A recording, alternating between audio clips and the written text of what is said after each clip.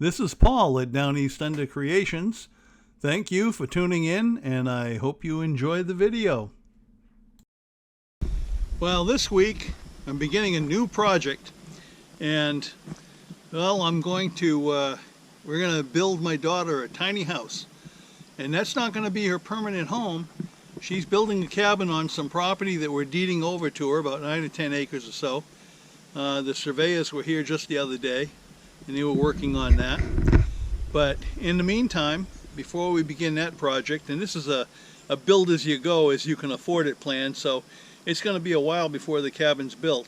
But in the meantime, as I said, interim little place to stay will be a tiny house. Now, we already have the trailer. The tiny house is going to be based on a flatbed equipment trailer that I originally purchased brand new from a New Holland tractor dealer when I had bought our used New Holland tractor years ago, when we first bought this property and started building our home. And the trailer's not really used anymore, so it would make a perfect platform for the tiny house. Tiny house will be about 20 feet long and about 8 feet wide. But first of all, I have to prep the trailer.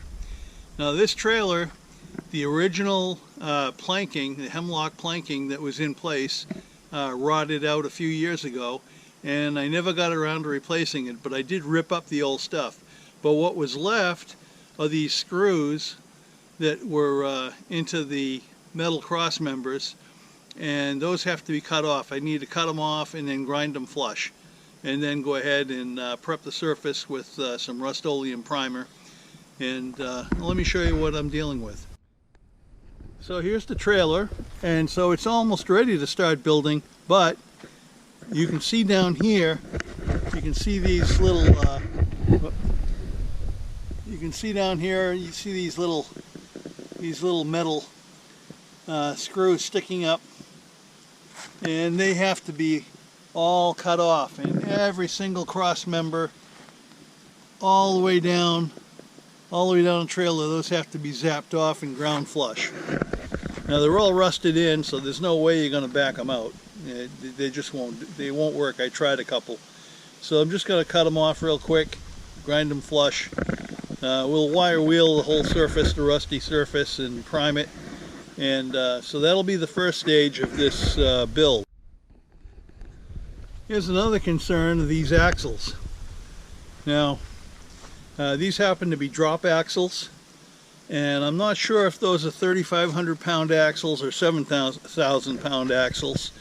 The nameplate, that's all faded out. It wasn't stamped, it was just printed on like a decal kind of thing, and that faded out. And I got to try to find some records to find out what it is, unless there's another way of telling. Maybe by dimension. Maybe I'll check the diameter and a few other things, and I'll check with a couple of trailer places around here that more knowledgeable, and they could tell me if these are 3,500 pound axles or 7,000 pound axles. If they're 3,500 pound, we're going to replace them. We'll put the 7,000 pound axles in place if needed, along with heavier springs. And you can buy kits that have all the components, and then it's just unbolting and rebolting, and it's easier to do before we start building on the trailer, because now we have access to everything. And there's a good chance, well, the tires are going to have to be replaced anyway. They're original when the trailer was new, and that's almost 20 years old now.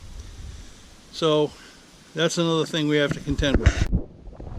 And right now, I apologize for all this wind noise. Not much I can do about that, but right now I have to take a whole bunch of measurements, and so we can determine how we're going to build the framework, the base or foundation for the tiny house on this trailer.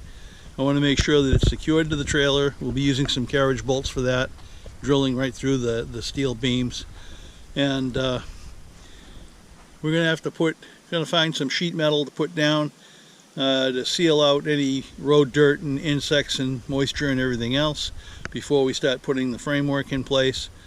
And there's a few different ways we can do this.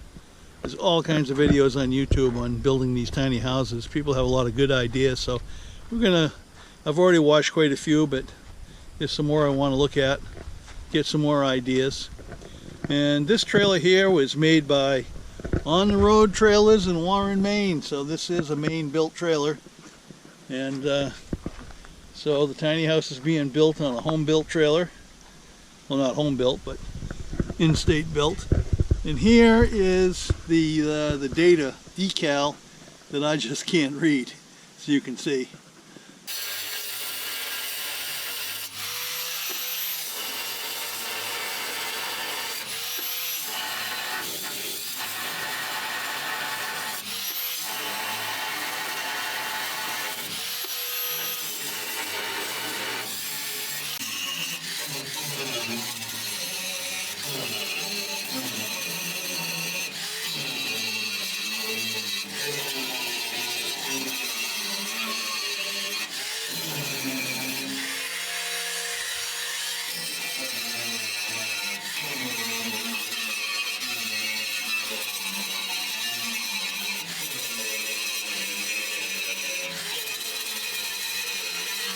Well, we've had a lot going on this week, and well, I finally got the bandages taken off after my surgery, and then I had to make another visit to have some staples removed, and so while this was ongoing, we were working on the trailer.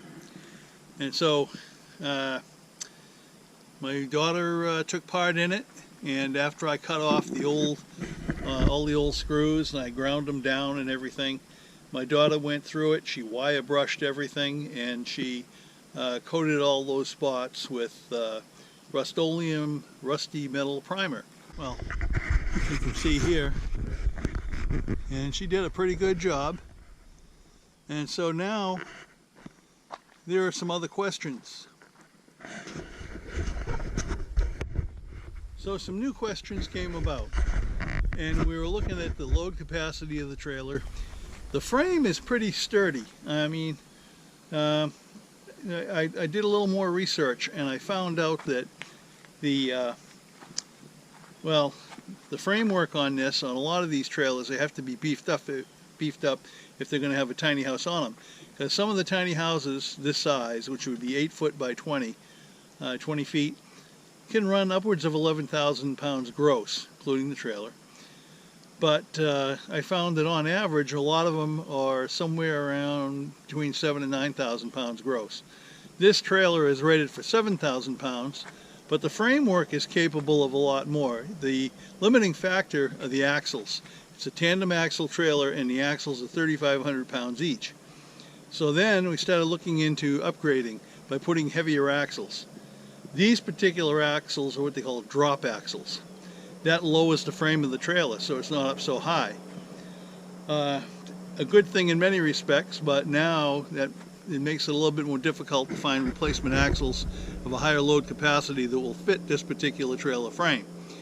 And they are available, but they are pretty expensive.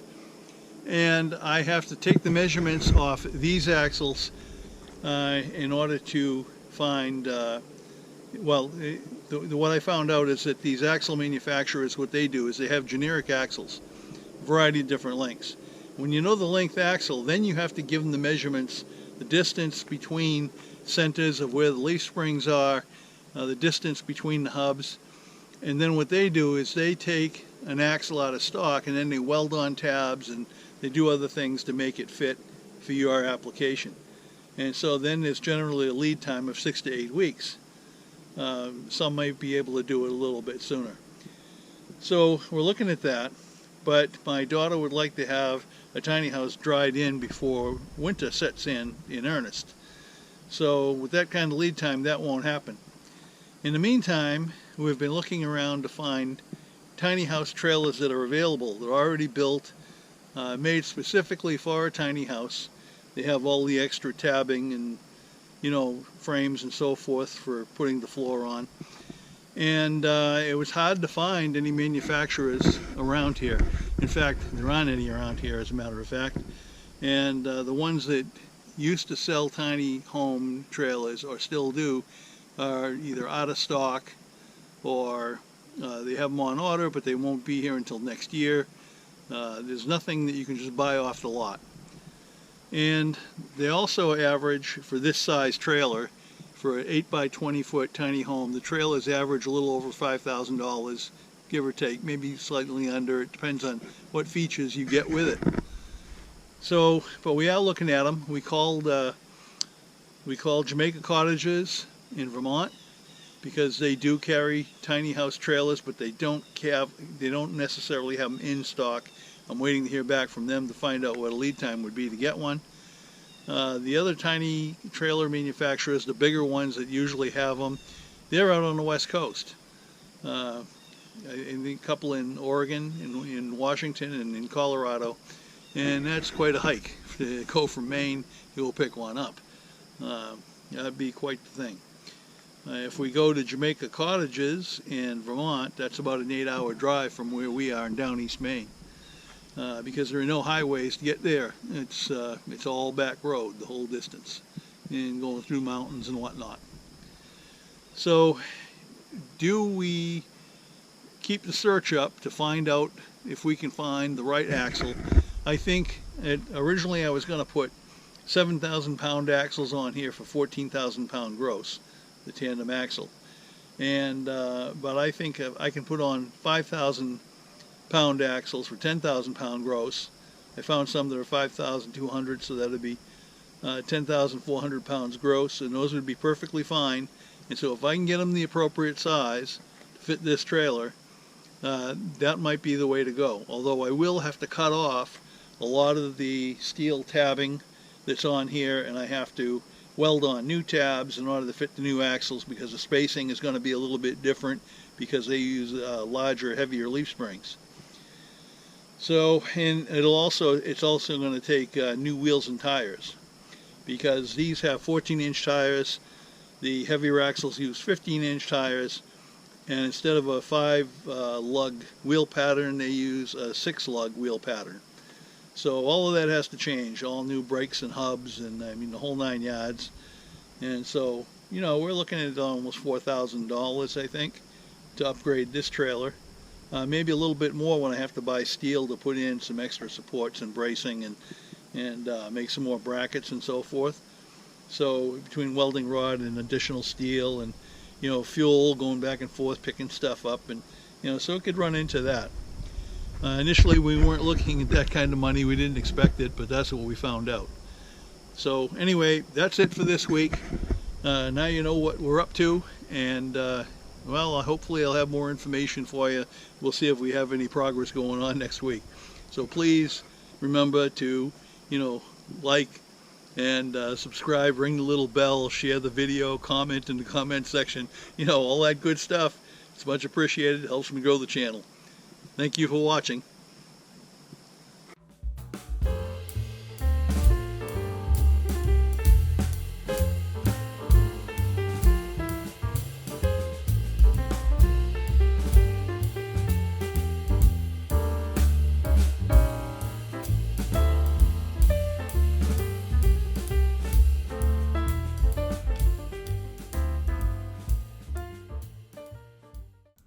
Well, folks, thank you so much for watching. I very much appreciate it. Please remember to subscribe, like, share, and if you do subscribe, remember to ring that little bell so that you can be notified of any new videos that are released.